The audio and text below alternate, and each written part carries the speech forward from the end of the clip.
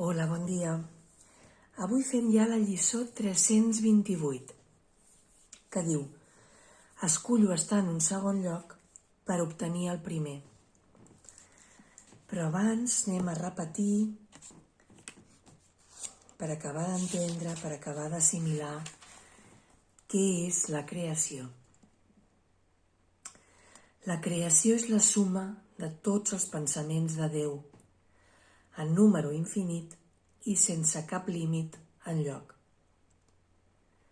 Només l'amor crea, i únicament a semblança seva. Mai hi va haver cap temps, o temps algun, en el que tot el que l'amor va crear no existís. Ni mai hi haurà temps algun en què res que hagi creat l'amor pateixi merma alguna. Per tant, ja ens està dient una característica de les creacions, que és que són inalterables, som inalterables. Per tant, diu, els pensaments de Déu han de ser per sempre i per a sempre exactament com sempre han sigut. I com són? Inalterables amb el pas del temps, així com després de que aquest hagi acabat. Els pensaments de Déu posseeixen tot el poder del seu creador. Doncs ell vol incrementar l'amor extenent-lo. I així el seu fill participa en la creació i per tant no pot sinó compartir amb el seu pare el poder de crear.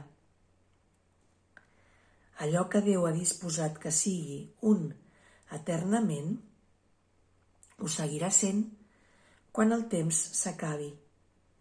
I no canviarà a través del temps, sinó que seguirà sent tal i com era abans de que sorgís la idea de temps. La creació és l'oposat a totes les il·lusions, perquè és la veritat. La creació és el Sant Fill de Déu. Doncs en la creació la seva voluntat és plena respecte a tot, en fer que cada part contingui la totalitat.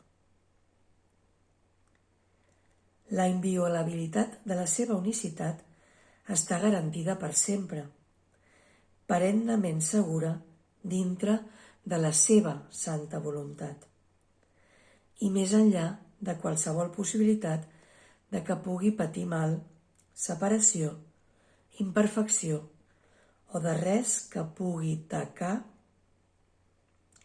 de cap manera la seva impecabilitat. Nosaltres, els fills de Déu, som la creació. Semblem estar separats i no ser conscients de la nostra eterna unitat amb ell.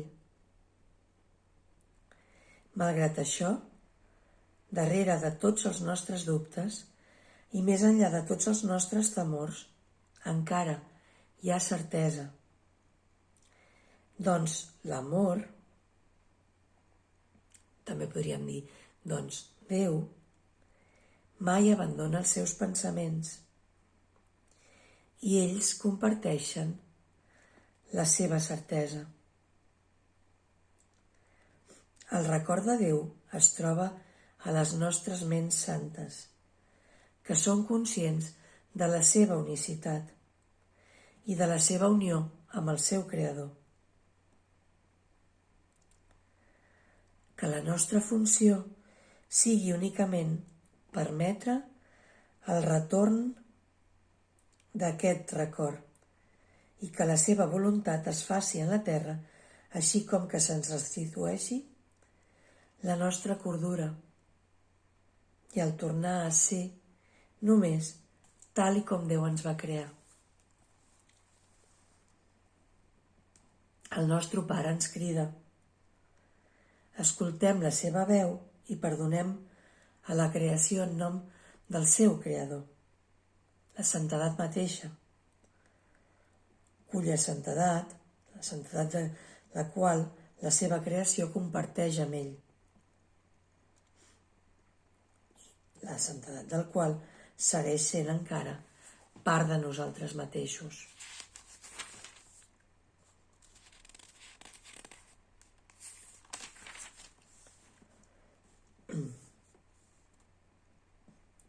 Ara podem tancar els ulls i podem fer l'oració d'avui, que diu: escullo estar en segon lloc per obtenir el primer.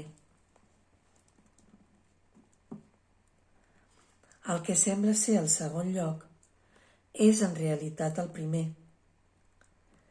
Doncs ho percebem tot al revés, fins que decidim escoltar la veu que parla per Déu.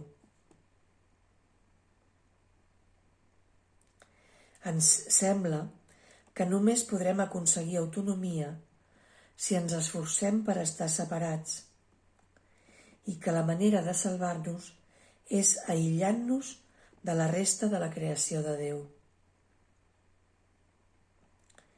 No obstant, l'únic que podem derivar de tot això és malaltia, patiment, pèrdues i mort.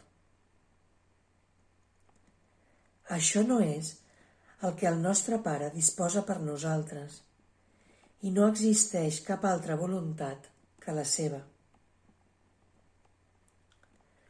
Unir-nos a la seva voluntat és trobar la nostra.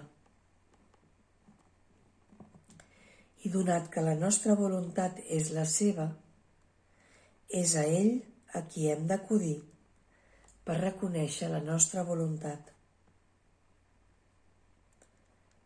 Pare, no hi ha una altra voluntat que la teva. I m'alegro de que res del que jo pugui imaginar-me contradigui el que tu vols que jo sigui.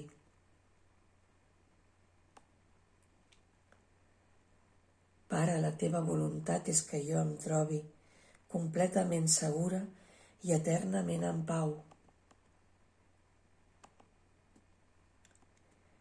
Comparteixo amb molt de gust amb tu, Pare meu, aquesta voluntat que tu m'has atorgat com a part de mi. No hi ha altra voluntat que la teva. I res del que jo faci o m'imagini pot contradir el que tu vols que jo sigui.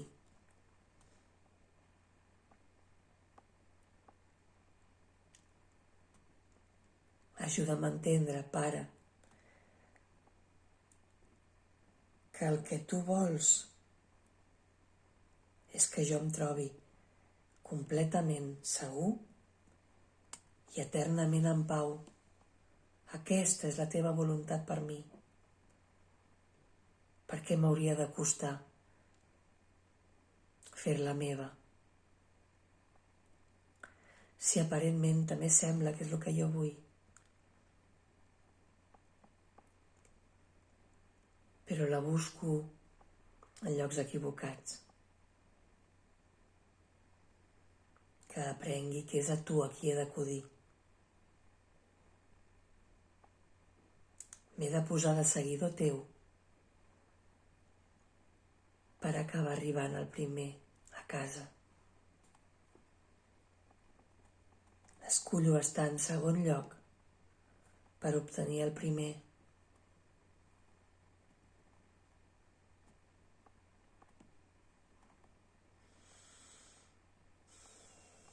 Que no tingui cap altra voluntat a part de la teva. Tot el que jo m'he imaginat ha estat desastrós i m'ha portat a la malaltia, separació, pèrdua, mort. Avui decideixo posar-me en segon lloc per obtenir el primer, ser el teu seguidor per arribar al primer. Que no em confongui